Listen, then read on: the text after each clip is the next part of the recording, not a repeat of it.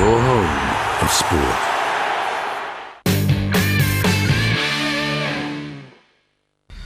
Welcome back to the Barnsley Metrodome and the 888 Poker Weber Cup 13. USA versus Team Europe, and Chris Barnes picking up a vital point for Team USA.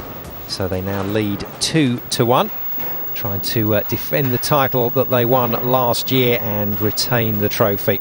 Interesting next match up, and a match that we did see last year. Dom Barrett for Team Europe up against the real deal Bill O'Neill for Team USA, and Cass Edwards alongside me. It went in favour of the Americans last time out with O'Neill. Absolutely, yes. Big 233 game from Bill O'Neill last year was too much for Dominic's 216. So Dom Barrett emerging as one of the great forces in European bowling now. Had a successful time out on the PBA, picking up a title this year, and has moved to European #1 in the rankings, taking over from Osku Palermaa.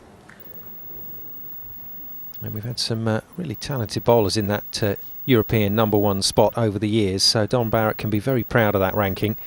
But he's going to need to be on his A game here. We've got a freshly dressed lane, so that means new oil has gone down on the lane. And that should mean that it's a little straighter, and it allows the crankers, the power players, to get up into that pocket and clear out all 10. Yes, a great looking shot there by Dom Barrett to open up. As you say, it's a freshly dressed lane, so he's going to be found a little bit straighter. We won't be seeing the coast-to-coast shots just yet. Although there's a potential for the lane to break down under these TV lights, the heat that they generate. But it's very early days yet, and this is the man they call the real deal. Man from Pennsylvania, it's Bill O'Neill. Yes, very nice, very nice. Well, his captain, Chris Barnes, said that he picked him to play on the fresher lanes. Looked to be performing pretty well under those conditions, and he's delighted to get off to a strike start, because in the Baker game he was very wayward. But that's a nice start to this singles match against Dom Barrett. Simon, I hate to interrupt you, but the American captain has just sneaked in behind us, and here is Chris Barnes. Chris, you got a habit of creeping up on us like that. How are you? Well, if you guys see me coming, you don't like me, so you try and keep me away. So. Well, there you are, Chris Barnes in the commentary box with us at the moment, and you've picked Bill specifically to bowl on the fresher condition. Yeah, Bill has a very heavy roll. He has a couple of great bowling balls now that are more aggressive anyway, and so it plays more into both his strengths and his equipment strength right now. Dom Barrett picking up another strike. It's looked to be quite tricky down there on the show lane in this Weber Cup. Yeah, really, carry has been the hardest thing. There hasn't been that many shots that have really been wayward. It's just been more shots that haven't got to the pocket the right way. And you see a lot of corner pins and a lot of single pin leaves and some 7-10s, and that's the ball not getting through the pins right. What we talked about with Bill from the Baker game where he really struggled is really getting his speed softer and using more hand, and he's got plenty more to go. And the first shot was sure encouraging from what we saw before. Dear, threw the head pin on that one. Yeah, we saw both yourself and Mike Fagan trying to do that and control the ball speed. After 3 spares in your singles match, you made a great change against Palermo. What did you do? I ended up, when I bowl with Tommy and Bill, they tend to make these gigantic moves. And, when I think 3 or 4 boards off a single shot, and I was hesitant to do that for a long time. But after bowling with them, threw the one to the right a little bit, didn't pick up. I threw one a little left and hooked a lot more, and so I just moved 4 left, and that turned out to be the whole key to the match because I was able to strike out from there. We were loving it. Barnes goes coast to coast again. How about that? Yeah, most of the time on this lane, historically, I've been the guinea pig. I go out and play to the right early, try and make the lanes a little bit easier for the rest of my teammates, and this team can kind of do a lot of different things, so I shuffle up and down the lineup a lot more than I have in years past, which lets me play to some of my other strengths where I match up to what's best for my ball reaction rather than just going out and trying to make the lanes better for my team. Well, so far, so good, Chris. Good to see you again. Hey, it's great to be here. I like having the lead early, too. We've gotten off to a slow start the last few years and then had to battle back. But Dom's going to be awfully tough. He's been bowling great across the world, and he's got a good look on this lane. Barrett then. Yeah, he's keeping it straight. Leaves the ring in 10 there. He'll be disappointed with that. Maybe just a touch too forceful. Yeah, as you say, leaves the 10-pin standing in the corner, which should be a straightforward spare. He's just going to try and find his spare ball, which... Oh no, he's going to put a bit of tape in the ball, just to make his thumb a little bit more snug. Well, good to hear from Chris Barnes. Cassie's heading back to be beside the lane. Oh, I love that spare ball. That's that's a super spare ball. Now, is that an actual replica of Dom Barrett's brain inside the ball? That's what we want to know. Much too big. It's brain power. But it makes a spare. How about that? Got it all together.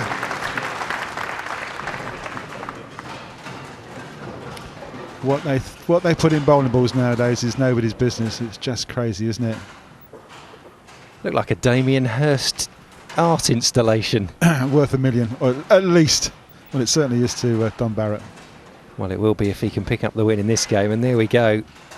You get spare balls, and that's priceless. Bill O'Neill, though, back to a regular strike ball for a regular strike, and that's what O'Neill's all about. There's Chris back down with TJ in the audience, and they're ragging on Mr. Koivuniemi at the moment. But I tell you what, Mika can give as good as he gets. Don't worry about that.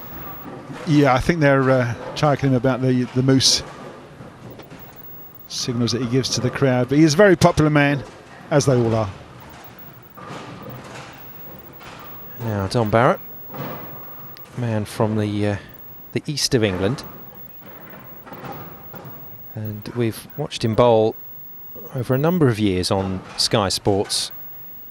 Really came to our attention when he appeared on the World Masters. And you said then, Cass, you know, he was one to watch. That's not a great ball to watch, I'm afraid, but Barrett's definitely a class act.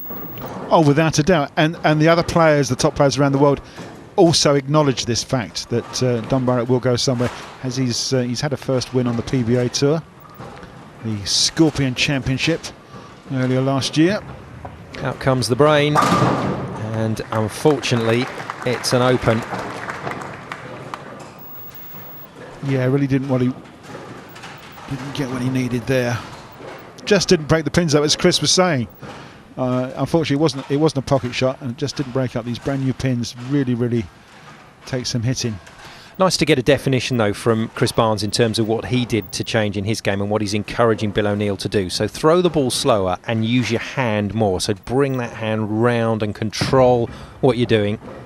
And, well, O'Neill leaves a 10 on that occasion, but that's not a real problem in this game. With low-scoring conditions, just try and make your spares, stay clean. Yeah, as you say, it was good to hear Chris come in and tell us exactly what we saw. I mean, he moved way left on the approach and opened up the lane and just got a strike line. And I think it was eight strikes in the end he got. So it really was a good game, great victory.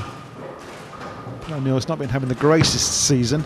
Had a very early win up in Helsinki earlier in the year in the Bull Masters tournament, which is part of the World 10-Pin Bowling Tour. Hasn't had a victory in the United States, but did win a couple of gold medals in the Pan American Games, when all the top North Americans take on Central America and South America in their own games, and he was certainly victorious there, winning 3 gold medals.